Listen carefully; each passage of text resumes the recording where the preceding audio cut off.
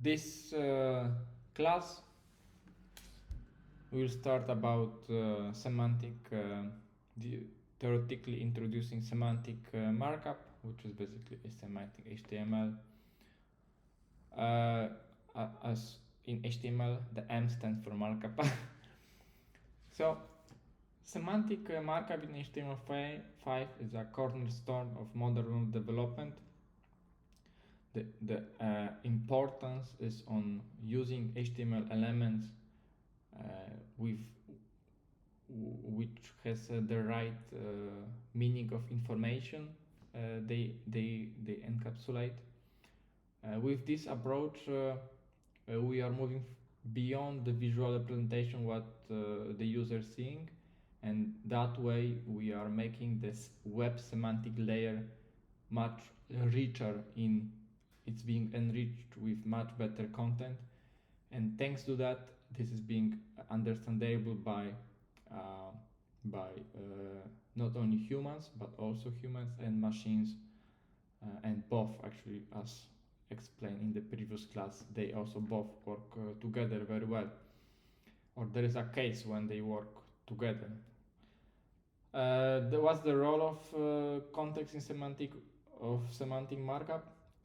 Every semantic element is chosen based on the context it provides to the content.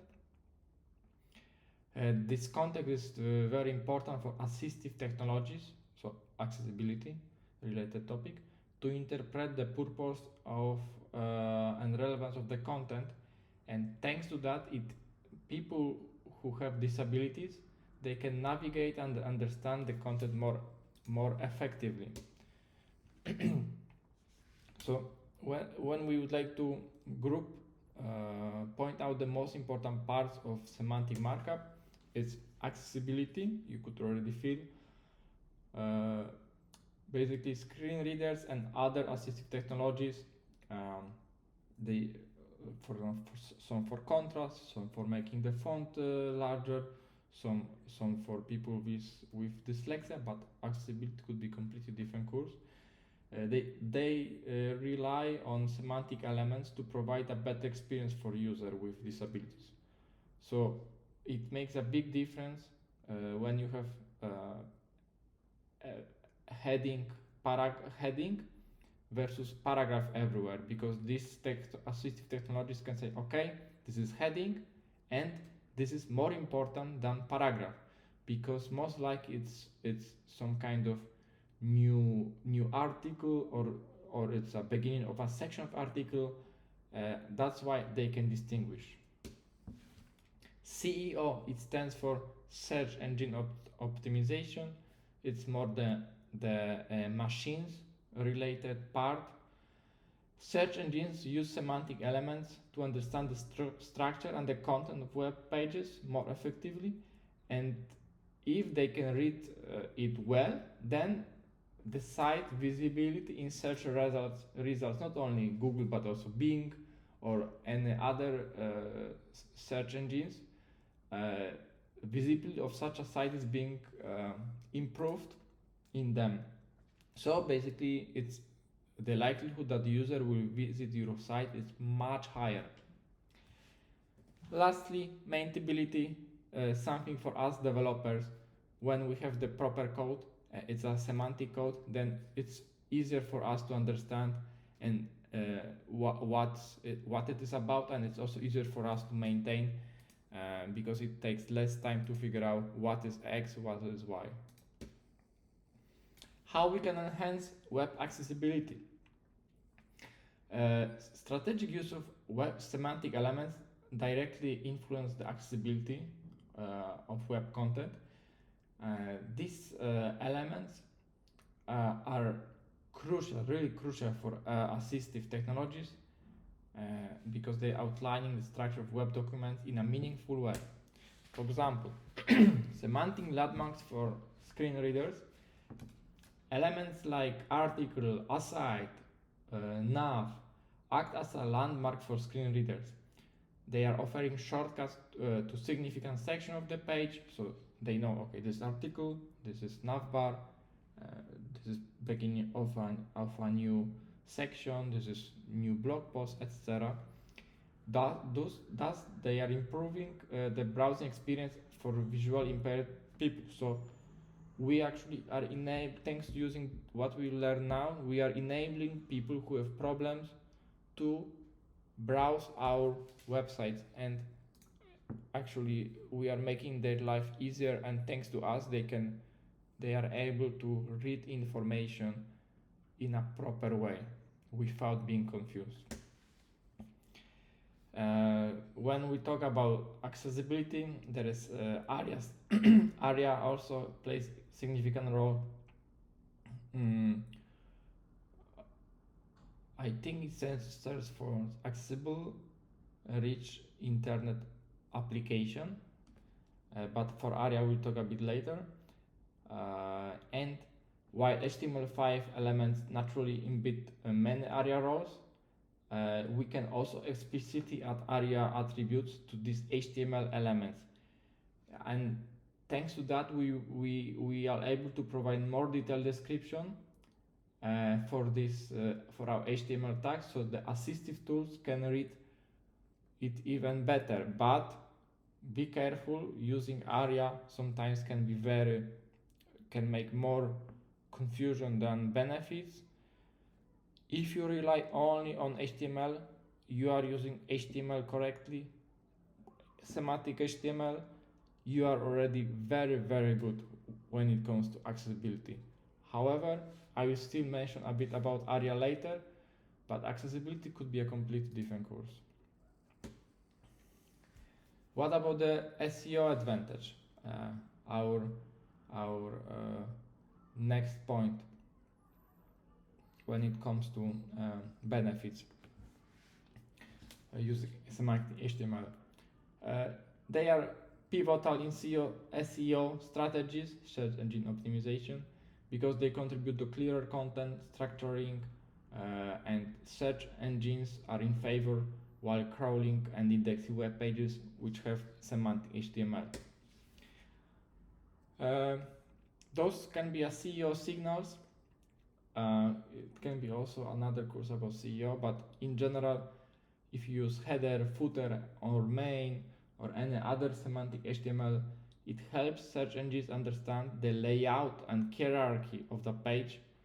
And if the search engine see that, okay, your site in terms of hierarchy is understandable much easier than other one, then it will boost your ranking on the search engine, so like in Google.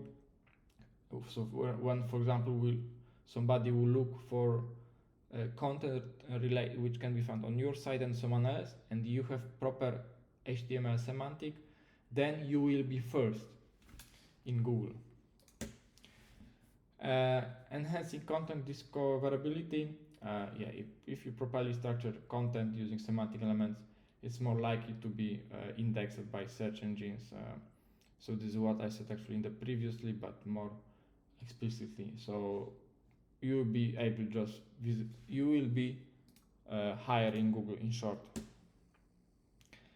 Technical aspects, yes, of course there are challenges like everywhere, because now to implement semantic HTML, you need to understand their technical aspects and what they are addressing, when to use which one.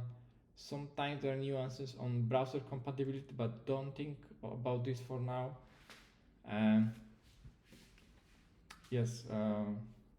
Although many modern browsers, they have very good support for HTML5, developers sometimes need to think about some kind of fallback strategies for older browser, like polyfills, but to be honest, it's such a niche part of the web, of the browser, so don't care about this. You can be aware. Maybe when you'll be very experienced developers, you will find occasionally such a case. Maintenance. Later, of course, it's easier to maintain when there is a semantic HTML and you know what we are doing, but also later when developers are incorporating more more more interactive web pages, then JavaScript has been added for many interactions and dynamic content loading, and then we need to maintain the semantic integrity when more integrations are coming in, which can be sometimes a bit difficult. Then you need to architect properly, plan correctly, test more, etc. This can be used for, like, say, medium systems. We won't be having such a big system or medium system here, but be aware of that at some point it might come back to you. And about technical considerations, beyond basic usage, there are also some advanced techniques involving HTML5 semantic elements that can enhance the functionality and user experience of web applications even more, such as dynamic content and semantic elements like JavaScript. Later you will know about Ajax, so it's asynchronous JavaScript and XML. Then much more dynamics is coming into the site, and then it's more difficult to deal with this, as actually mentioned in the previous slide, because you need to put more attention how the content, the dynamic content affects the documents and outline and accessibility features. When we have these semantic elements in web components, most of them nowadays they put lots of effort into accessibility, but by the way, web component could be also completely different course. But while thinking about semantic HTML5, while integration web components, we need to think about keeping semantic clarity and accessibility in component-based architecture. Lastly, best practices. It's important, of course, to adopt them so you can develop accessible, SEO-friendly and maintainable web application. HTML5 in responsive design, so it's important that while using these elements, they are consistently across different device size, so their semantic properties are correct in responsive layouts. But to be honest, when you use HTML correctly, it comes out of the box nowadays. Almost always, not always, but almost always. Later you'll do a bit of CSS, but using HTML correctly gives you already quite some boost for response for different sizes. And not fully, I should correct myself, not fully, but it's already a good starting point, maybe that way. Sorry for confusion. And accessibility testing, yeah, it's good to test for accessibility, but I will not show it here. I will do it in a different course. Yeah, if we can afford making accessibility audios, that's great, but we can just test by ourselves sometimes, and then we can see, like with screen reader or with keyboard navigation, how it is to browse our site. Yes, we are at the end of this class.